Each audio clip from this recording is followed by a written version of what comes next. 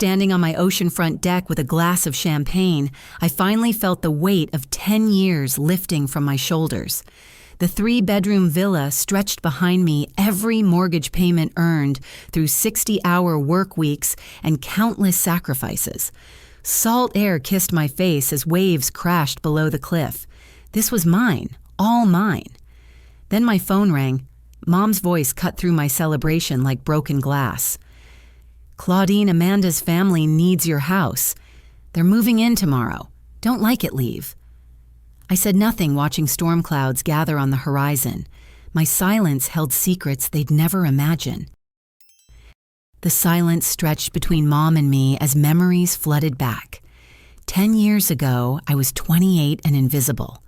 While Amanda received her college tuition, wedding funding, and house down payment, I worked 3 jobs just to survive.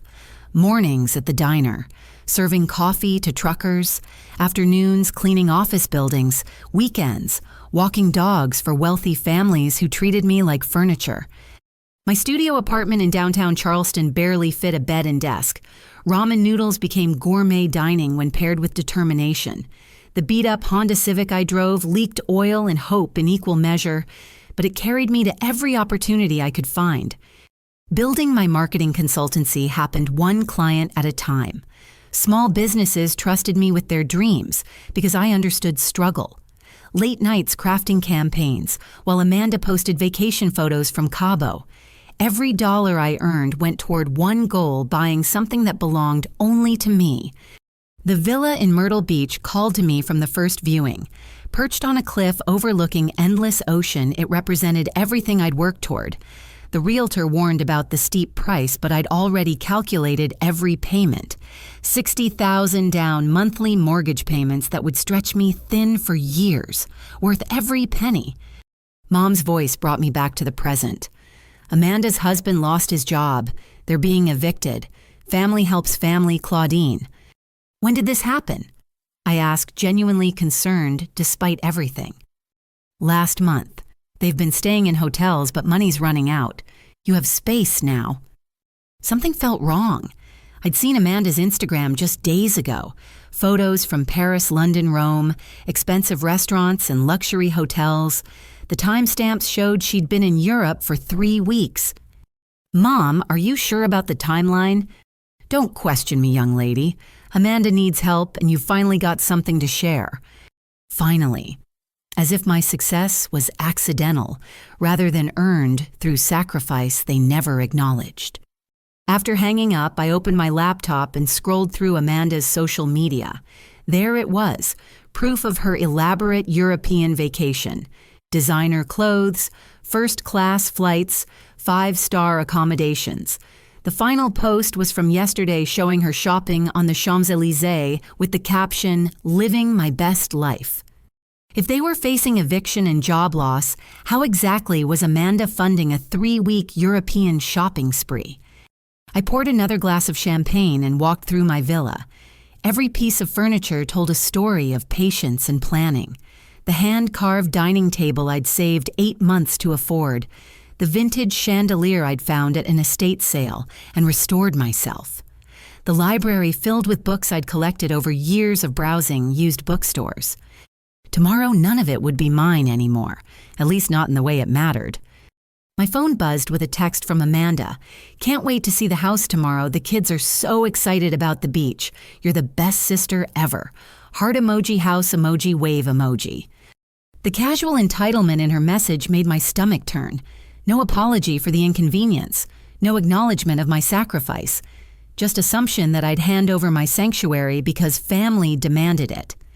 I called my business partner, Sarah, who'd helped me land our biggest client last month. "Claudine, it's late. Everything okay?" "Define okay. My sister's moving into my house tomorrow because my parents decided it." "Wait, what, your house that you just finished furnishing, the one you've been working toward for a decade?" "That's the one. Apparently family crisis trumps personal boundaries." Sarah's silence spoke volumes.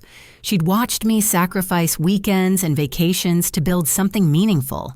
She understood what this villa represented. "What are you going to do?" I looked out at the ocean waves reflecting moonlight like scattered diamonds.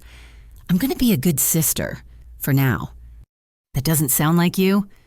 No, I said, watching my reflection smile in the window. It really doesn't. The moving truck arrived at 7 in the morning, jolting me awake with hydraulic wheezing and shouted directions. I watched from my bedroom window as Amanda emerged from a black SUV wearing designer yoga pants and oversized sunglasses, directing movers like a general commanding troops. Brian followed Belly, hanging over his belt, barking orders at men twice his size. Behind them, Madison and Trevor tumbled out, immediately racing toward my garden with sticky fingers and zero supervision. "Careful with that," Amanda shrieked as movers carried a massive entertainment center toward my front door. That cost more than most people make in a month. I dressed quickly and met them in the driveway. Amanda rushed over with arms spread wide as if we were reuniting after years apart instead of her commandeering my home. "Claudine, this place is even more gorgeous than the photos the kids are going to love, having so much space to play." Before I could respond, she was already inside, trailing her expensive perfume and making mental renovations. "Oh, this color scheme has to go. Way too neutral. And this furniture placement is all wrong. We'll need to completely rearrange everything to make it work for a family." Brian pushed past me, carrying a beer cooler. "Nice place, sis. Should work out fine once we make some improvements." Improvements to the house I'd spent 2 years perfecting. Madison, 8 years old, with Amanda's blonde hair and entitled attitude, was already in my kitchen opening cabinets. "Where's the good cereal? All this stuff looks gross." Trevor, 6, and energetic as a caffeinated squirrel, had discovered my living room and was jumping on the white leather sofa with muddy sneakers. "Trevor, honey, be careful," Amanda called absently while examining my artwork. "Claudine, who picked these paintings, they're so depressing. We'll need something more cheerful for the children." I watched my grandmother's antique vase teeter precariously as Trevor used the end table as a launch pad. Maybe the kids could play outside. The beach is right there. Oh, they'll get to that later. Right now, they're exploring their new home. It's important they feel comfortable claiming their space. Claiming their space in my house. The movers continued bringing in boxes marked with rooms that didn't exist. Master bedroom boxes headed toward my sanctuary. Brian's office supplies aimed for my carefully organized workspace. "Where exactly am I supposed to sleep?" I asked as they carried Amanda's king-sized bed toward my room. "Oh, I almost forgot. Brian measured everything and our bed won't fit in the guest room. You'll need to take the small bedroom upstairs. It's actually perfect for you since you don't need much space." The small bedroom, my former storage area that barely accommodated a twin bed. Brian appeared with a toolbox and began changing the locks on the front door. "Security upgrade," he announced. "Can't be too careful these days." "Those are my locks, on my house. Our house, now sweetheart, family property and all that." I stood frozen as he installed new deadbolts, effectively locking me out of spaces I'd dreamed about for years. Amanda was already rearranging my kitchen, throwing my organic groceries into garbage bags. This health food nonsense has to go. The kids need normal food. Lucky Charms hot dogs, things children actually eat. By noon, my home was unrecognizable. Amanda had claimed the master bedroom and converted my office into a playroom. Brian's poker buddies were scheduled to arrive that evening for their weekly game in my dining room. I retreated to the tiny upstairs bedroom where they'd dumped my belongings in cardboard boxes. My carefully curated book collection sat stacked against the wall like afterthoughts. The handmade quilt my grandmother gave me was crumpled on the floor where Madison had used it as a fort. That evening, as promised, 5 of Brian's friends arrived carrying beer and cigar boxes. They took over my dining room, leaving pizza grease stains on my hand-carved table and ash burns on the hardwood floor. I'd refinished myself. When I politely asked them to use coasters, Brian laughed. "Relax, Claudine. It's just furniture. You can't be precious about everything." Just furniture. 2 years of saving and searching for perfect pieces reduced to obstacles in his entertainment plans. I called my parents after the poker game finally ended at 2 in the morning. "Mom, this isn't working. They've taken over completely. I can't even access my own kitchen." Claudine, they have children. Children need stability and space. You're just one person. It's my house, Mom. And it's your family who needs help. Amanda's been through enough trauma with Brian losing his job. The least you can do is be supportive. After hanging up, I sat in my cramped bedroom listening to Trevor jumping on furniture and Amanda arguing with Brian about credit card bills. Through the thin walls, I heard Brian on his phone with someone named Marcus. Yeah, I know what I owe. Give me 30 days to get established here, then we'll figure out the payment plan. This place is worth at least $400,000. Plenty of collateral. Collateral. He was talking about my house as collateral for his debts. My hands shook as I realized what was happening. This wasn't a temporary stay during a family crisis. Brian was planning to claim residency rights to force me out of my own home. After 30 days of living here, he could legally establish tenants' rights that would take months to overturn through the courts. While I'd been worrying about furniture and boundaries, he'd been plotting to steal everything I'd worked for. The next morning, I called Robert Chen, the real estate attorney who'd handled my villa purchase. His office overlooked Charleston Harbor, and I'd always felt secure there, discussing contracts and property rights. Today, security felt like a luxury I couldn't afford. Claudine, good to see you, though you look troubled. I explained the situation while he took notes, his expression growing increasingly serious. You're right to be concerned. South Carolina tenant laws can be complex. If they establish residency and you want them removed, you'd need to go through formal eviction proceedings. That could take 3 to 6 months depending on their legal strategy. What about the fact that it's my house? Ownership doesn't automatically override residency rights if they can prove they've been invited to stay indefinitely. Do you have anything in writing establishing this as temporary? I shook my head. Everything had been verbal, assumed, manipulated. My recommendation is to document everything and set clear boundaries immediately. Get them to acknowledge in writing that this is temporary housing while they search for permanent accommodation. Driving home, I made a detour through downtown Myrtle Beach to clear my head.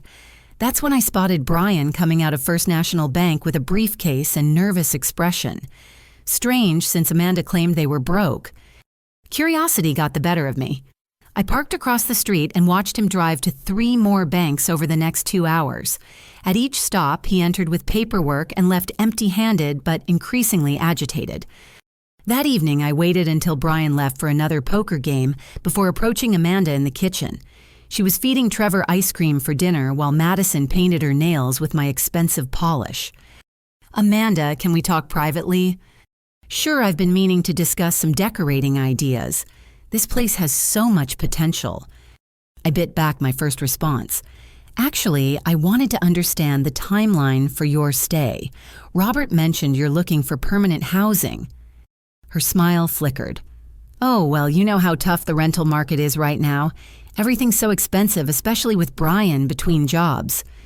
When did he lose his position exactly? Last month. Maybe 6 weeks ago. Time blurs when you're stressed. I pulled out my phone and showed her Brian's LinkedIn profile. His employment status still showed Senior Financial Analyst at Coastal Investments, with no end date listed. That's probably just outdated. He's been so upset about the termination he hasn't updated his profiles. But something in her voice wavered. I decided to push gently. What company was he working for in Charlotte before Coastal? Charlotte? He's never worked in Charlotte. I refreshed his profile and showed her the employment history. 3 positions in Charlotte over the past 2 years, each lasting less than 6 months. Amanda's face went pale. There must be some mistake. Brian's always worked locally. After she hurried away with the children, I spent the evening researching Brian's employment history. What I found made my blood run cold. Brian hadn't just lost 1 job. He'd been terminated from 3 positions in 2 years for financial irregularities. Each termination was followed by mysterious gaps in his resume and sudden relocations. Coastal Investments, his most recent employer, had fired him for suspected embezzlement. The company was cooperating with federal investigators examining missing client funds. I dug deeper into public records. Brian had bankruptcy filings in 2 states' tax liens and judgments from creditors.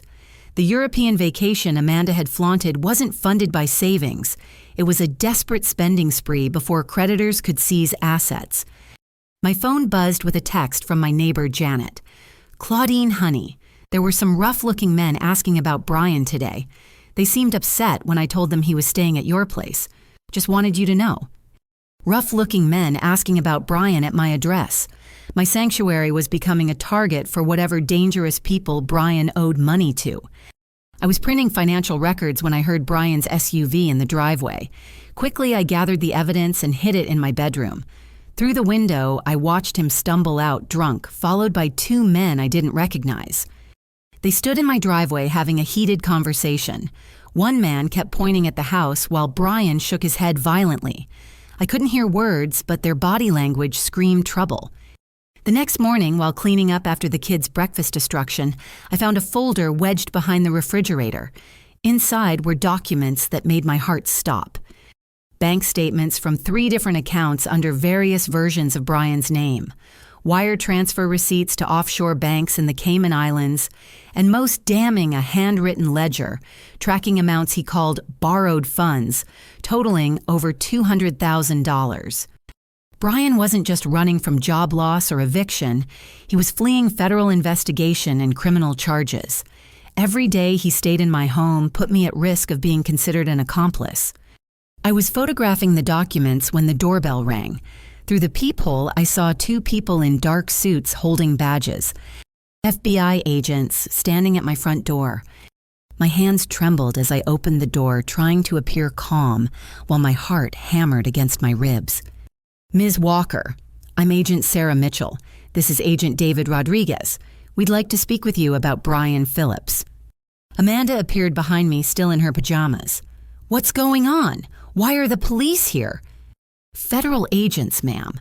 We're investigating financial crimes. Is Mr. Phillips available?" "He's not here," I said quickly. "He went out early this morning." Agent Mitchell studied my face carefully.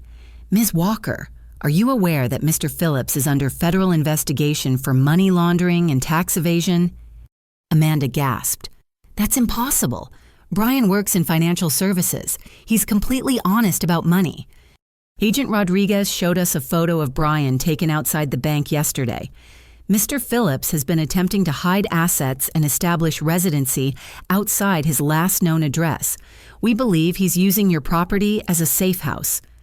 "Safe house," Amanda's voice cracked. "Brian told me his sister offered to help during our temporary crisis." The agents exchanged glances. "Ma'am, your husband has been under surveillance for 6 months. There is no temporary crisis. He's been systematically stealing client funds and hiding the money offshore." I watched Amanda's world crumble as the agents explained the scope of Brian's crimes: wire fraud, money laundering, tax evasion, and embezzlement. The European vacation had been funded by stolen money. Their supposed eviction was actually Brian fleeing before federal charges could be filed. "Ms. Walker," Agent Mitchell said, "We need your cooperation. Mr. Phillips is using your residence to continue his criminal activities. We have evidence he's been contacting potential buyers about selling your property." "Selling my property?" Agent Rodriguez handed me printed emails from Brian's phone, messages to real estate agents describing my villa as available for immediate sale by owner due to financial emergency. Brian wasn't just hiding in my house. He was actively trying to sell it and disappear with the proceeds. Agent Mitchell leaned forward in my living room chair, her expression professional but sympathetic. "Ms. Walker, we need you to understand the gravity of this situation. Brian Phillips isn't just a white-collar criminal. The money he's stolen belongs to pension funds, retirement accounts, and college savings plans. Real people have lost their life savings." Amanda sat frozen on the couch, mascara streaming down her cheeks. "How long have you known about this?" "We've been building the case for 8 months. The European vacation was our first major break. No unemployed person funds 3 weeks in luxury hotels without suspicious income sources." Agent Rodriguez opened his laptop and showed us surveillance photos. Brian meeting with known money launderers, visiting banks under false names, and most disturbing, entering my home while carrying briefcases full of cash. Those briefcases, I said, pointing at the screen. He's been bringing them here twice a week for the past month. We believe he's using your property as a storage facility for laundered money. My stomach dropped. While I'd been worried about furniture and boundaries, my home had become a federal crime scene. What do you need from me? Cooperation. We want to set up surveillance equipment and coordinate a controlled arrest when he returns with evidence of additional crimes. Amanda finally spoke, her voice barely audible. The children. Where will the children go? Agent Mitchell's expression softened. Ma'am, you're not under investigation. Our focus is entirely on your husband, but you should know he's been using your name on several financial documents without your knowledge. She handed Amanda a stack of credit card applications, loan documents, and bank account openings, all bearing Amanda's forged signature. He's destroyed my credit, Amanda whispered. Everything's in my name. Identity theft is another federal charge we'll be adding. Mr. Phillips has been very busy. Over the next hour, the agents explained their plan. They would install hidden cameras and recording devices throughout my property. When Brian returned, they wanted me to engage him in conversation about his business activities while they gathered evidence. Is it dangerous? I asked. Mr. Phillips isn't considered physically violent, but he is desperate. Desperate people make unpredictable choices. After the agents left Amanda and I sat in silence while her children napped upstairs, blissfully unaware their world was imploding. I should have known, she finally said. All those business trips, the secretive phone calls, the way he always paid for everything in cash. Amanda, this isn't your fault. Isn't it? I never questioned where the money came from. I just enjoyed spending it. For the first time since we were teenagers, I saw my sister clearly.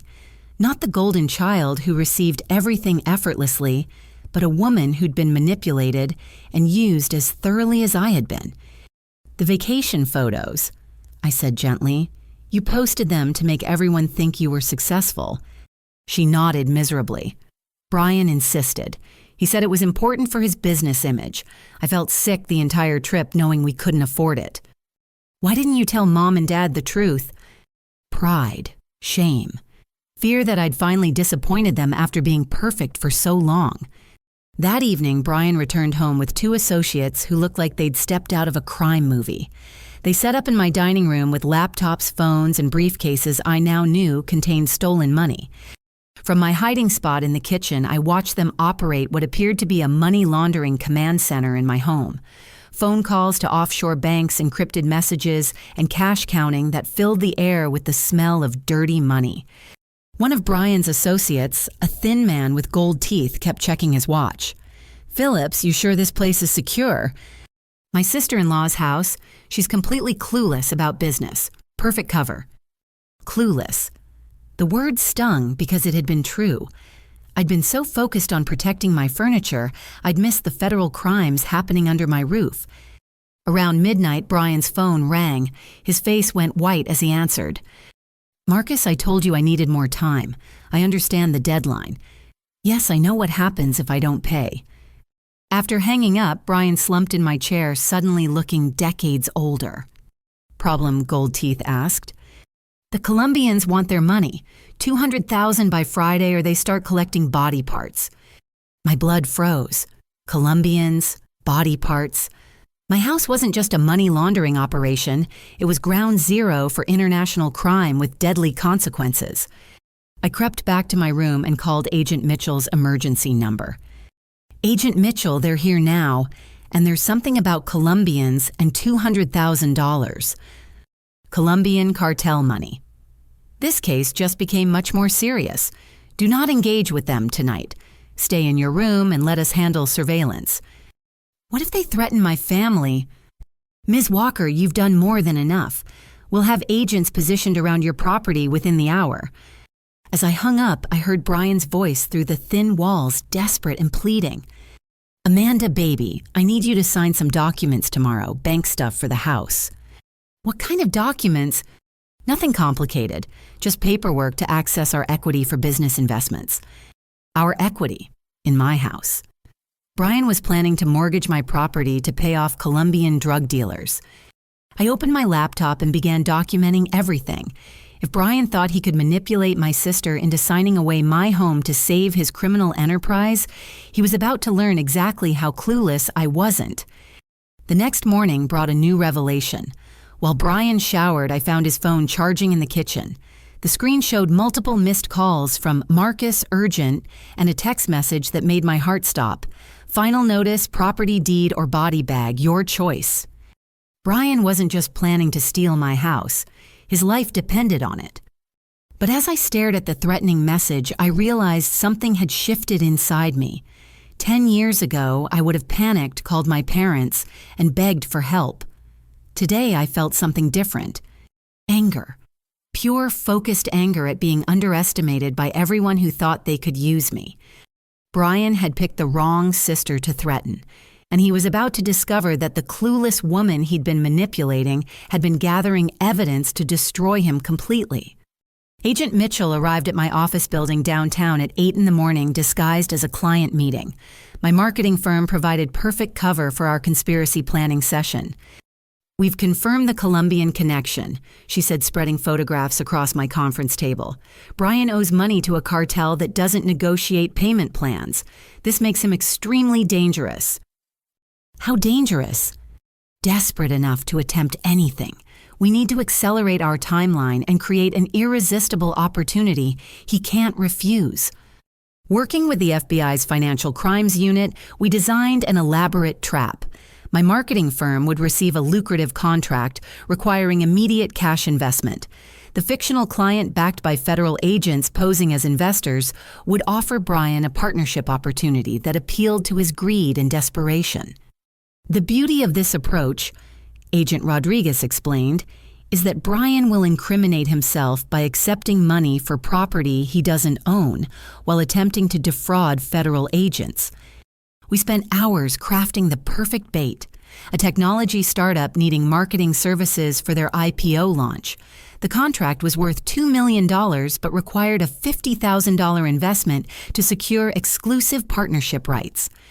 Brian's background in financial services makes him perfect for this type of fraud, Agent Mitchell noted. He'll see the opportunity and believe he can manipulate the situation to his advantage. That afternoon, I returned home to find Brian pacing my living room phone pressed to his ear, voice strained with desperation. "I understand the consequences, Marcus. Give me 48 hours. I'm close to securing significant funding." When he spotted me, his demeanor shifted instantly to fake casual. "Hey, Claudine, how's the marketing business?" "Actually, really interesting timing. We just landed a huge contract, but it requires some upfront investment. More money than I have liquid right now." His eyes lit up like Christmas morning. "What kind of investment?" I explained the fictional opportunity, watching him calculate possibilities. Within minutes, he was positioning himself as the solution to my problem. "You know, I have experience with these types of deals. IPO marketing can be incredibly lucrative if you structure the partnership correctly." "Really? Because honestly, I'm out of my depth with the financial aspects." "Tell you what, let me review the contract tonight, and tomorrow I'll introduce you to some investors who might be interested in funding the partnership." Perfect. He'd taken the bait exactly as predicted. That evening, while Brian studied the fake contract with Amanda, I coordinated with Agent Mitchell about timing. She'd positioned surveillance teams throughout the neighborhood disguised as cable repair crews and landscaping services. "We need maximum evidence," she explained through my earpiece. "Let him commit to fraud completely before we move in." "What about Amanda and the kids?" "We've arranged for Amanda's friend Jessica to take the children to the beach tomorrow morning. They'll be safely away from the property during the operation." I barely slept, knowing tomorrow would determine whether I reclaimed my life or lost everything to Brian's criminal enterprise. Around 3 in the morning, I heard him on the phone in my kitchen speaking rapid Spanish to someone who sounded increasingly threatening. The next morning, Amanda seemed nervous as she packed beach bags for the children. "Brian's been acting strange," she confided while making sandwiches. "All these mysterious phone calls and business meetings. I'm starting to wonder if I ever really knew him. What will you do if the FBI agents are right about everything?" She paused, mayo-covered knife suspended midair. Start over, I guess. Try to rebuild some kind of life for my kids. After Amanda left with Madison and Trevor, I waited in my home office while Brian made final preparations. Through the window, I spotted Agent Rodriguez disguised as a utility worker installing equipment on the telephone pole. At exactly 10 o'clock, 3 black SUVs pulled into my driveway. 6 men in expensive suits emerged carrying briefcases and projecting the confident arrogance of successful investors. The lead agent, introduced as Mr. Hamilton, shook hands with Brian while hidden cameras recorded every word. Mr. Phillips, Ms. Walker, speaks highly of your financial expertise. We're always looking for reliable partners in emerging markets. Gentlemen, I think you'll find this opportunity particularly attractive. Brian replied, his charm dial turned to maximum setting. For the next hour, I watched Brian perform a masterclass in fraud. He presented my villa as collateral for investment opportunities, showed forged documents establishing his ownership rights, and accepted a briefcase containing $50,000 in marked bills. Just to confirm, Agent Hamilton said, "You're accepting fiduciary responsibility for this property as investment security?" Absolutely. I guarantee the property value and have full authority to negotiate on behalf of the owners. Every word was recorded, photographed, and documented by federal agents posing as investors. But Brian had prepared his own surprise. While we focused on the fake investment opportunity, he'd simultaneously contacted 3 different real estate agents about selling my villa. At 11:30, a legitimate realtor arrived with prospective buyers who had no idea they were walking into a federal sting operation. Mr. Phillips, I'm Janet Stevens from Coastal Properties. These are the clients interested in immediate purchase. Brian's face went white as he realized he double-booked criminal fraud with legitimate business. The fake investors, real estate agents, and actual buyers all stood in my living room while hidden FBI cameras captured everything. Gentlemen, Brian stammered to Agent Hamilton, perhaps we could continue our discussion privately while I handle this real estate matter. Actually, Agent Hamilton smiled, we're quite interested in observing your business practices firsthand. What happened next was beautiful chaos.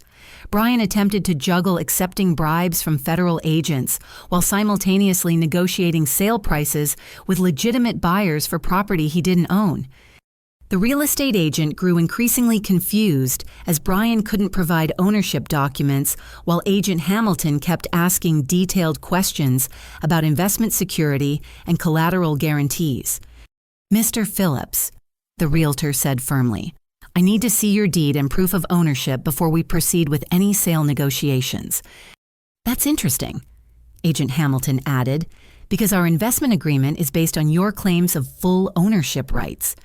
I watched Brian realize he'd been trapped. His eyes darted between the fake investors and real buyers, understanding finally dawning that he'd been manipulated by someone much smarter than he'd assumed. Claudine, he said, voice cracking with desperation, perhaps you could explain the ownership situation to everyone. Certainly, I replied, pulling out my deed and mortgage documents. I'm the sole owner of this property. Mr. Phillips is my sister's husband who's been staying here temporarily. The silence that followed was deafening. Agent Hamilton removed his sunglasses, revealing FBI credentials.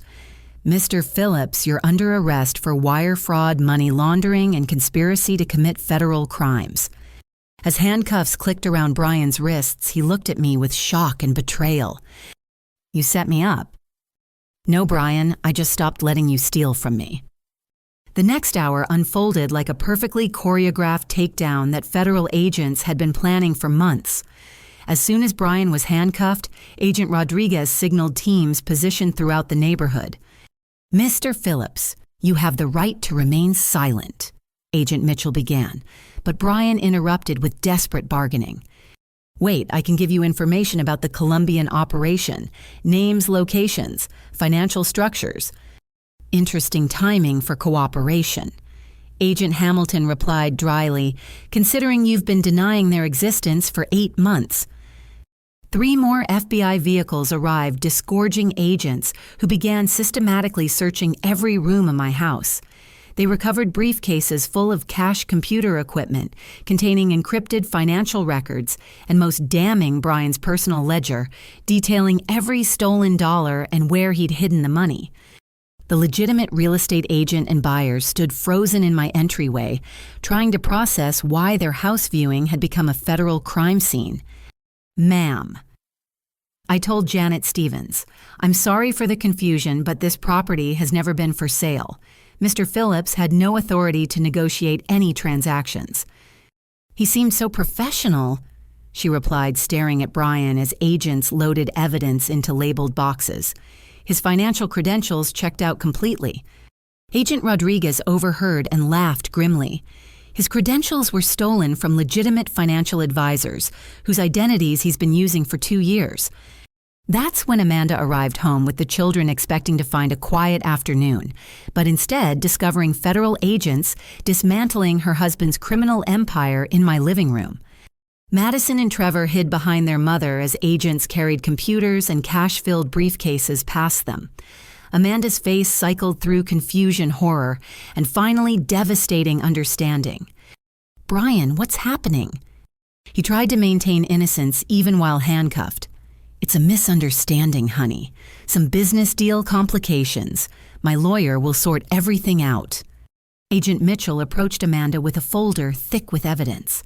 "Mrs. Phillips, your husband has been using your identity to commit multiple federal crimes. These are credit applications, loan documents, and bank accounts opened in your name without your knowledge."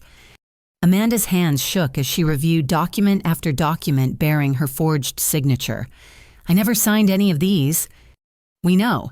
Identity theft is another charge we're adding to his case."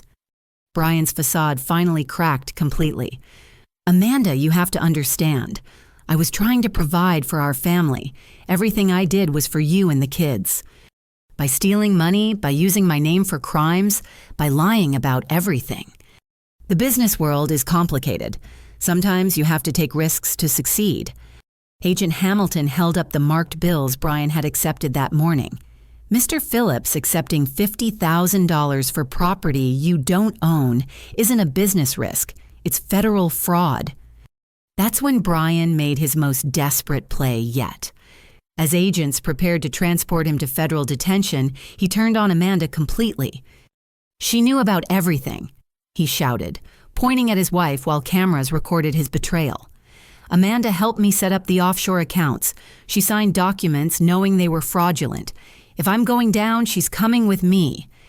The agents exchanged glances while Amanda stared at her husband in complete shock. "Ma'am," Agent Mitchell said gently, "we've been investigating this case for 8 months. Our evidence clearly shows you were a victim of identity theft, not a willing participant." "But what about the expensive vacation, the designer clothes? Surely she knew where the money came from." Agent Rodriguez opened his laptop and showed Brian their complete financial surveillance. "Mr. Phillips, your wife's spending patterns are consistent with someone living off credit cards and loans obtained through identity theft. She believed you were legitimately employed." Brian's face crumpled as he realized his final manipulation had failed.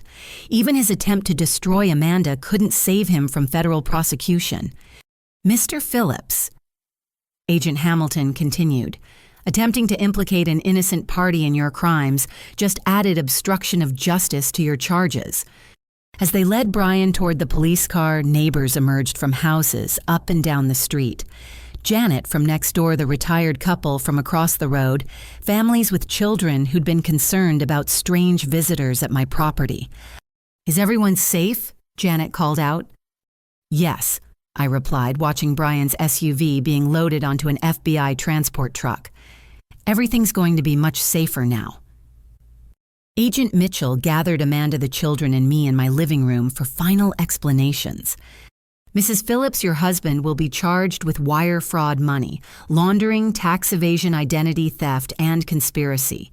Given the amount of money involved and the international connections he's looking at, 15 to 20 years in federal prison." "What happens to us?" Amanda asked, holding her children close. The good news is you're clearly a victim, not an accomplice. The challenging news is that most of your assets will be seized to repay stolen funds. The house cars, expensive items purchased with fraudulent money. Madison looked up at her mother with confused eyes. "Mommy, why are the police taking Daddy?" Amanda's voice broke as she tried to explain. "Daddy made some very bad choices, sweetheart. He hurt people and now he has to face consequences." Agent Rodriguez handed me a thick folder. "Ms. Walker, these are recovery documents. We've traced most of the stolen funds and will be returning money to victims over the next several months. You may be eligible for compensation, given how your property was used without your knowledge." After the FBI finished their work and left with Brian in custody, Amanda and I sat in my living room while her children napped upstairs. The silence felt different than it had in years, not hostile or competitive, but sad and honest. "I need to call Mom and Dad," Amanda finally said. "What will you tell them?"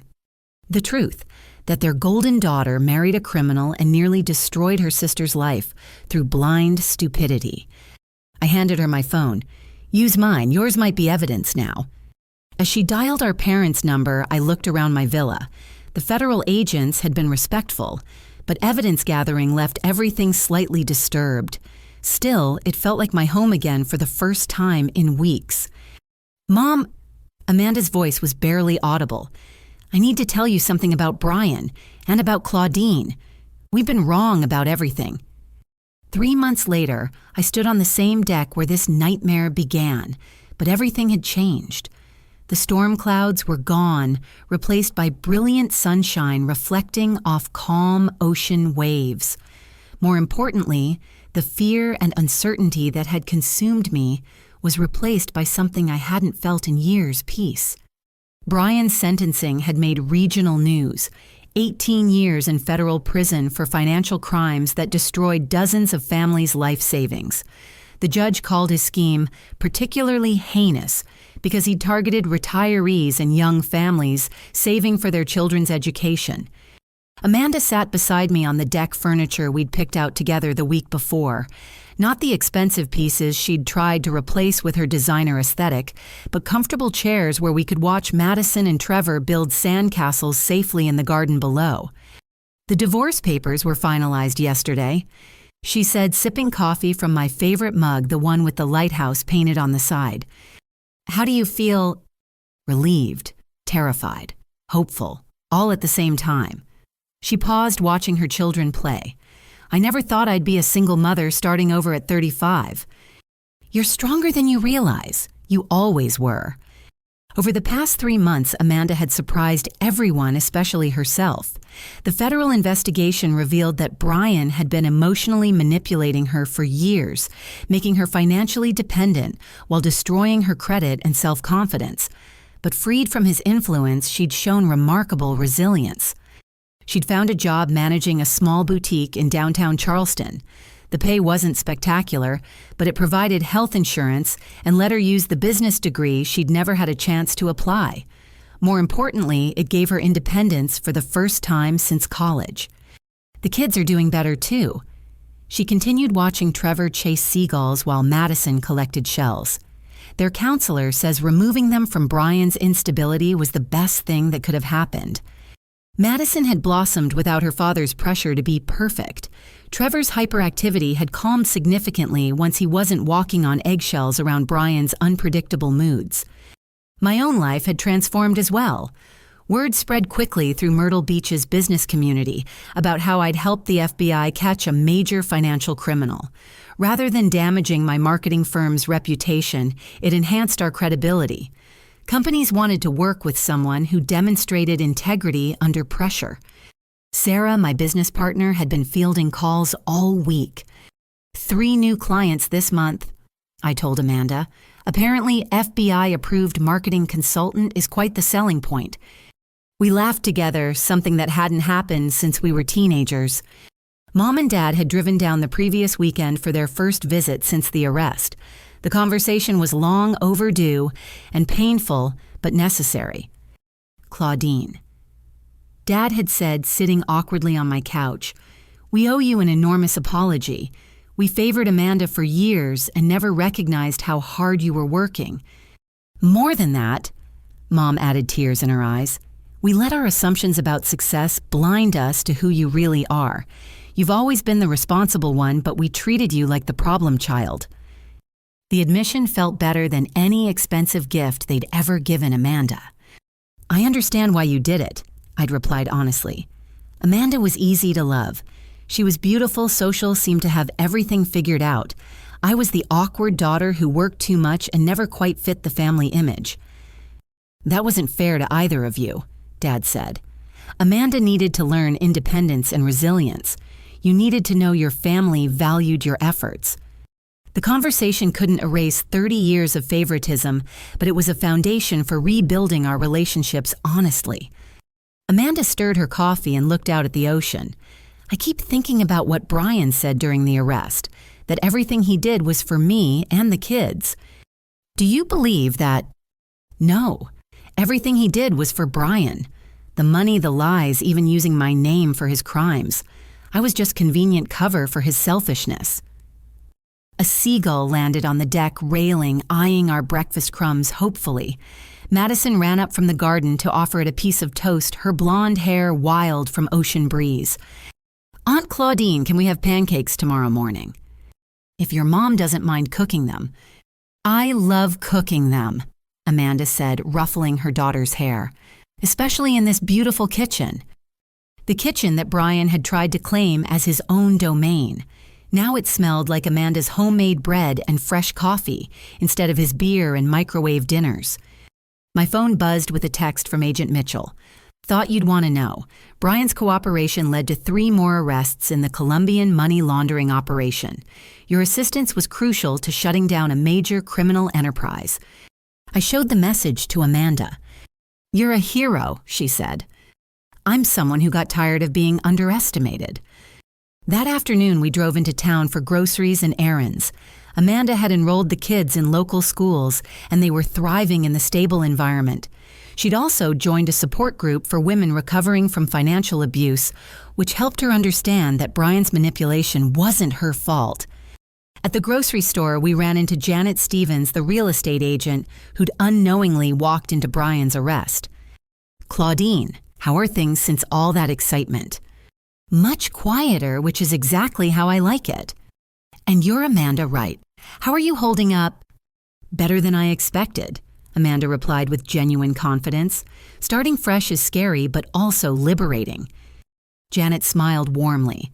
If you ever decide to sell that beautiful villa, call me first. Though honestly, after everything you've been through, I hope you never want to leave.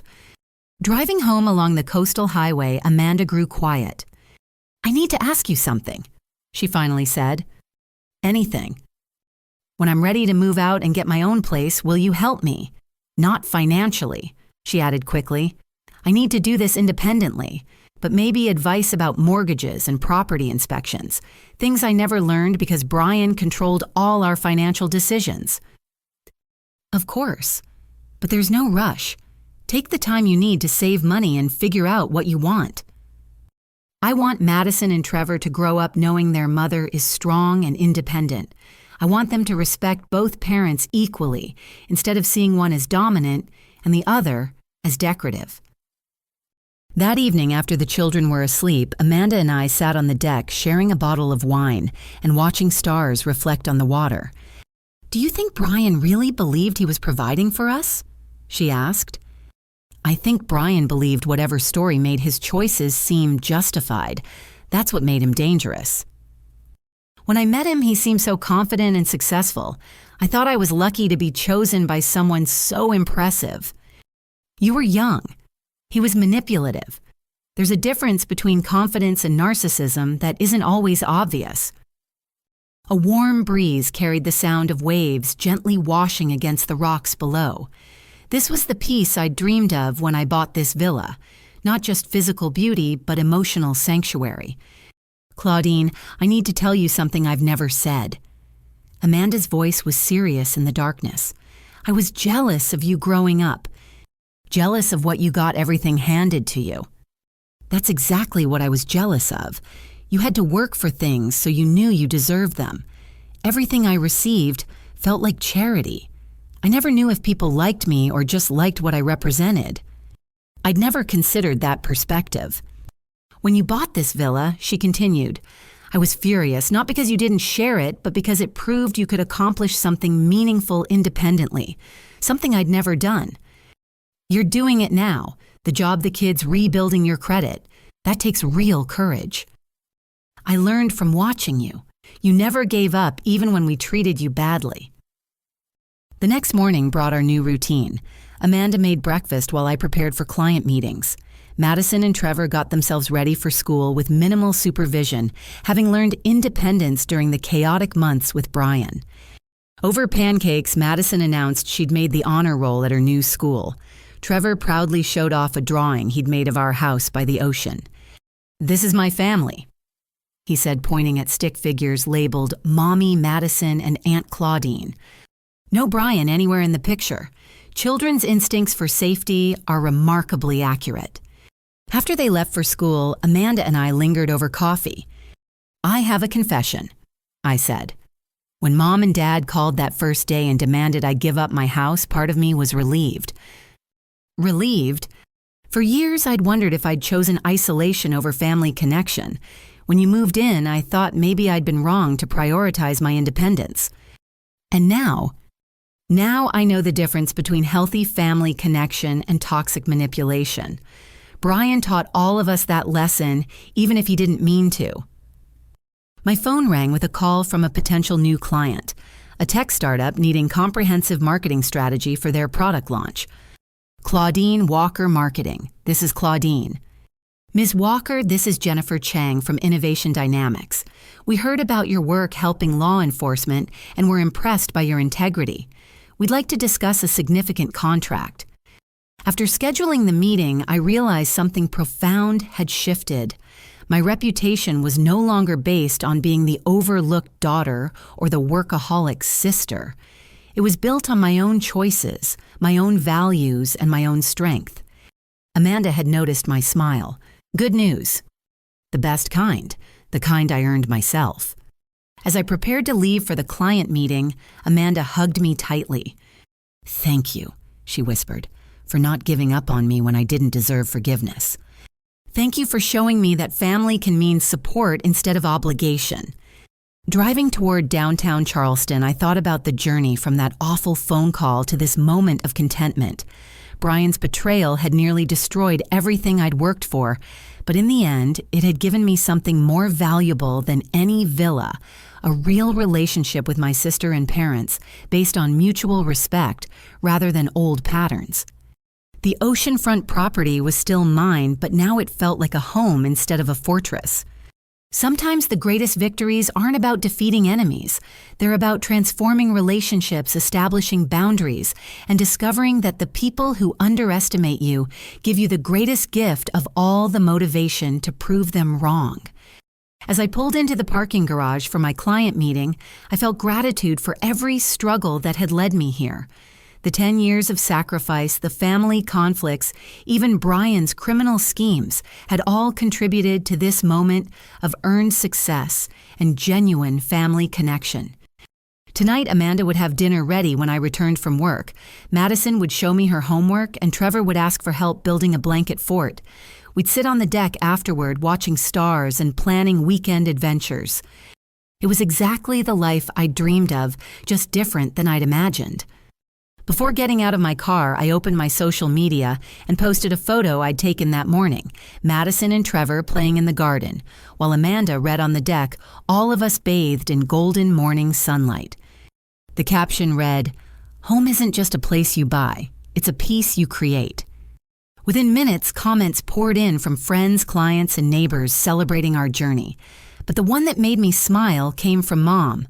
Proud of the woman you've always been and the family you've helped us become. Some stories end with revenge. The best ones end with redemption. Have you ever had to choose between keeping peace and standing up for yourself? I'd love to hear your thoughts in the comments below. If this story resonated with you, please hit the like button and subscribe for more real-life tales of triumph over adversity. Share this video with anyone who needs encouragement to value their own worth. Thank you for joining me on this journey, and remember, you are stronger than anyone who underestimates you deserves to discover.